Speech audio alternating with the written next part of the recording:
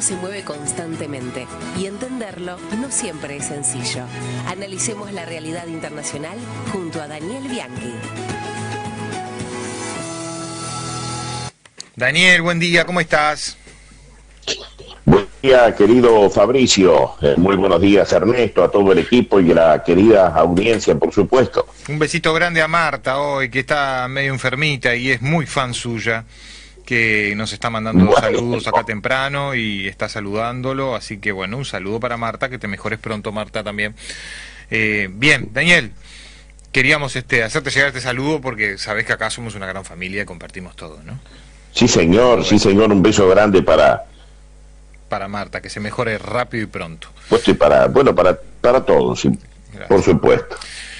Querido Daniel, nos vamos a una región del mundo de la que hemos hablado bastante ya en otras oportunidades, pero ahora nos llama la atención la permanencia del tema, porque es una situación que parece no tener fin. Y hablamos de Ucrania, y hablamos de más de un año de guerra, ¿no? Exacto, pero me parece que algo interesante para abordar el tema de Ucrania es no referirnos expresamente a la guerra, sino a las declaraciones de Papa Francisco, generado una verdadera tormenta en Ucrania. El viaje de en estas últimas horas terminó en Mongolia, un país de mayoría budista, tuvo como objetivo realizar un gesto que sea bien recibido por China, una de las superpotencias actuales. El gobierno de China se había molestado por los cuestionamientos del Papa Francisco a la persecución religiosa de las minorías en ese gigante asiático. Hace poco el Papa Francisco visitó en Asia Central el territorio de Kazajistán y el objetivo era extender las buenas relaciones del Vaticano a rincones del mundo en el que casi no hay huellas de catolicismo, casi no hay católicos. En Mongolia, por ejemplo, hay 1.500 católicos, prácticamente nada en un mar de gente. Es un país con importante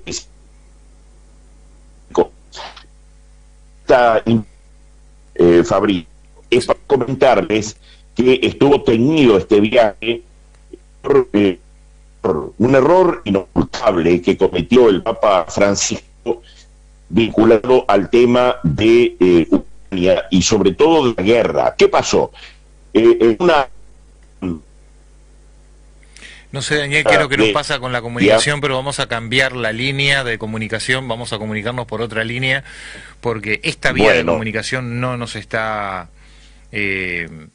funcionando debidamente y se nos está interrumpiendo parte de tu comentario, de tu reflexión con respecto a este tema, que como decíamos, sorprende la cantidad de tiempo que lleva ya en esa región del mundo, ¿no? Y parece como que cada vez que tenemos una noticia sobre Ucrania, el tema reflota, el tema vuelve a nacer. Es una nueva oportunidad para hablar de esto, pero bueno, ahora tienen en el mundo centradas las atenciones hacia las declaraciones del Papa, como justamente decía Daniel. Daniel, continúe nomás. Sí, perfecto, Fabricio.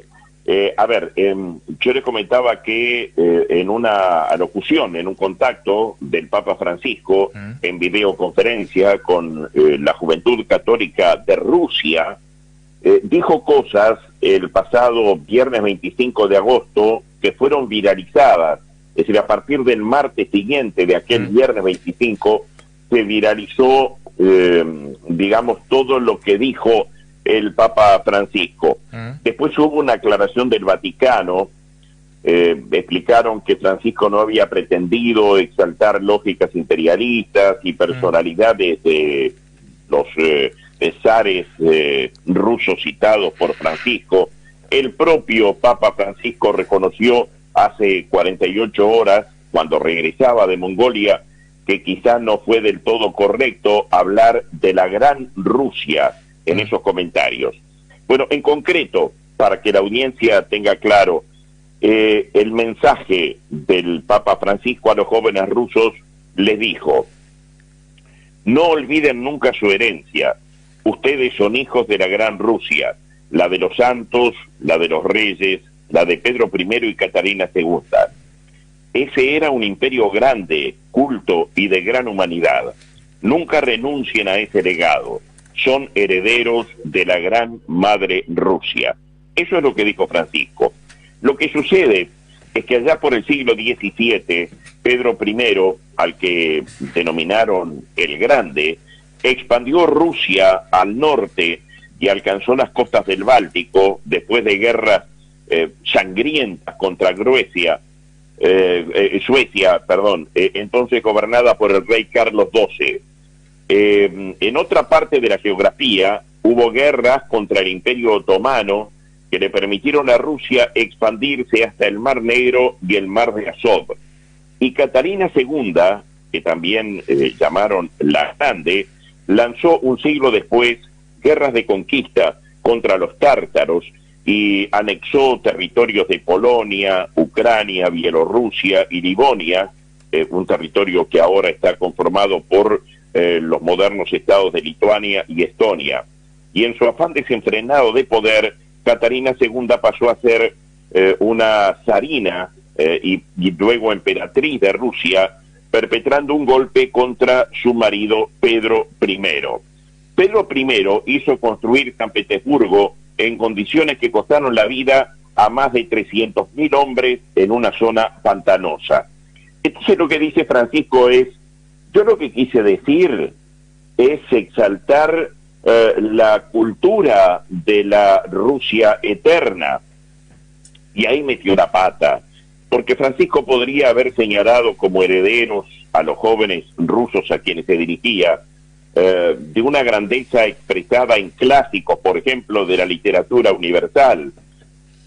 Francisco lo ha dicho, es lector y admirador de Fedor Dostoyevsky. Bueno, hubiera citado héroes del intelecto, de las artes, pero el Papa no los exhortó a sentirse herederos de esos genios que, bueno, han sido una gran aportación de Rusia al mundo, sino habló de conquistadores que tuvieron entre sus objetivos las tierras donde Vladimir Putin hoy está imponiendo una guerra sangrienta e imperialista. Y elogiar a Pedro II y a Catalina en estos momentos, cuando Ucrania está sufriendo una invasión sangrienta y que aún Rusia mantiene ocupados los territorios del este del río Dnieper, es por lo menos, una metida desde el punto de vista diplomático, una metida de pata desde el punto de vista diplomático grave. Porque en cierta forma, y esto es lo que le dicen los ucranianos, avaló con sus palabras los argumentos del Kremlin. Vladimir Putin y los ultraconservadores que le acompañan justifican esta brutal guerra de agresión al país vecino precisamente con los sueños vinculados a la gran madre Rusia, a Pedro el Grande, Catarina la Grande, y bueno, entonces esto ha generado una verdadera tormenta. Miren, por ejemplo, en Roma se dijo: oír al Papa en este momento delicado de la historia elogiar a Catarina II parece bastante extraño a muchos católicos. Nunca olvidéis vuestra herencia, dijo el Papa, sois herederos de la gran Rusia.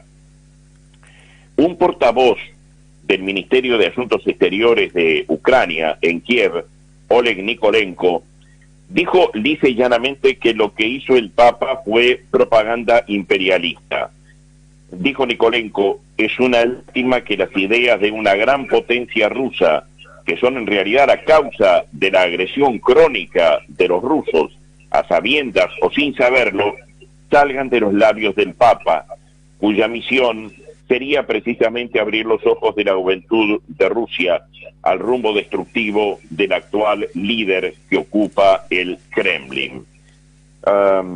Nikolenko dijo que con esta propaganda imperialista y la necesidad de salvar a la gran madre Rusia, que el Kremlin está justificando hoy el asesinato de miles y miles de hombres y mujeres ucranianos y la destrucción de cientos de ciudades y pueblos ucranianos. No sé si está claro, mi querido Fabricio, sí, por clarísimo. dónde van los tiros en cuanto a la reacción. Uh-huh. Hubo otras reacciones, por ejemplo, Svatoslav Shevchuk, padre y líder de la Iglesia Greco-Católica Ucraniana, dijo que las declaraciones del Papa, o mejor dicho, el mensaje del Papa Francisco a los jóvenes rusos inspiran las ambiciones neocoloniales de un país agresor.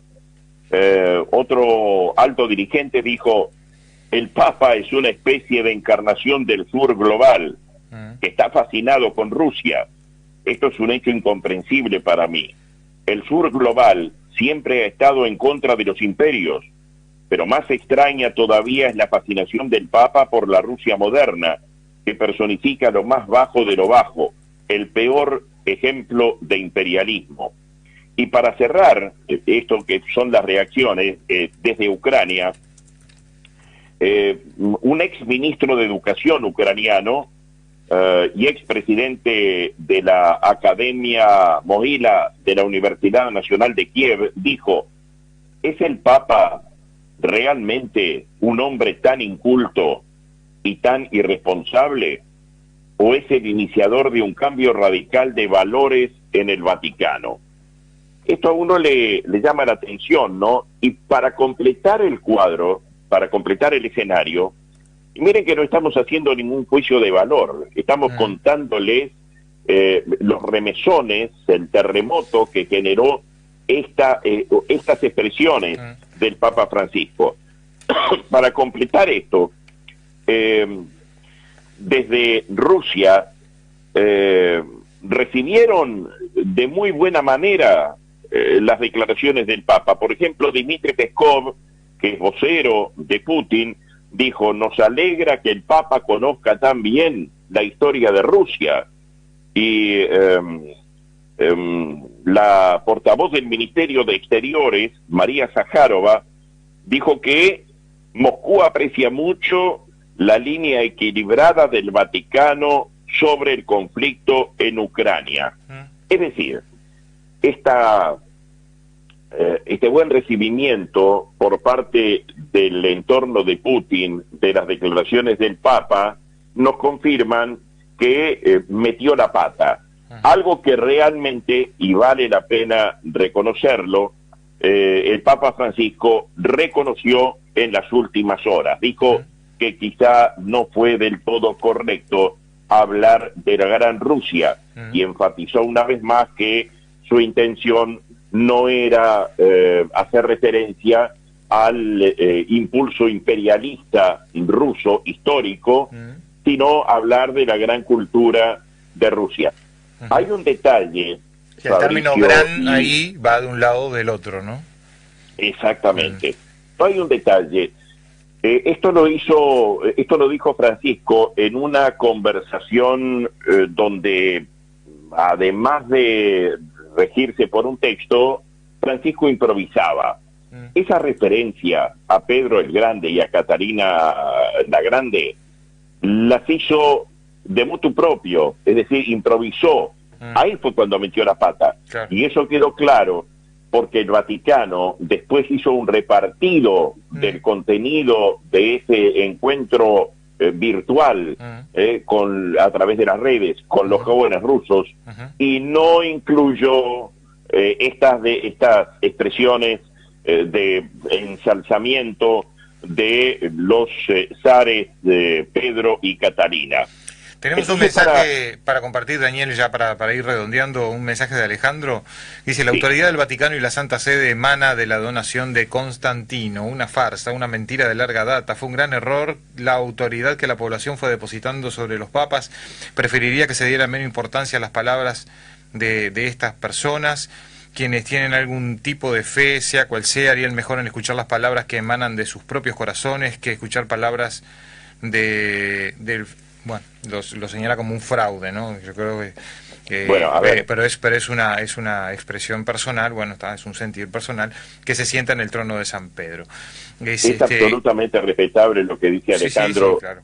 Yo fraternal y amigablemente le voy a decir, yo soy periodista, en este caso estamos embarcados aquí en la responsabilidad de un análisis de cosas que pasan en el mundo, sí, pero inocultablemente, y no tengo ningún problema en decirlo en forma pública, soy católico. Sí. Es decir, formo parte de ese grupo que reconoce al Papa como máxima autoridad. Eso significa que sin perder la capacidad crítica, puedo sí poner sobre la mesa cosas que, como he dicho, significan una gruesa metida de pata. Al querido Alejandro, la intención no es poner en tela de juicio la validez del Papa o meternos en camisa de once varas para hablar de la religión o la validez de la religión. Otro día lo podemos hacer con distintas visiones. Exactamente, exactamente. No es que esté rehuyendo el abordaje de eso, claro. Lo que pasa es que no era la intención de esto. Y para terminar, Fabricio, uno podría preguntarse, ¿el Papa Francisco está solo? ¿No tiene asesores, especialistas que lo orienten en este escenario internacional acechante, riesgoso, complejo, con sus matices?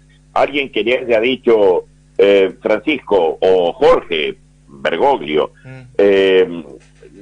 si hablas con los jóvenes rusos, pone énfasis en esto, no toques esto, porque esto irrita, porque hay otros oídos escuchando. Y hay una guerra. Hay diversas interpretaciones, ¿no?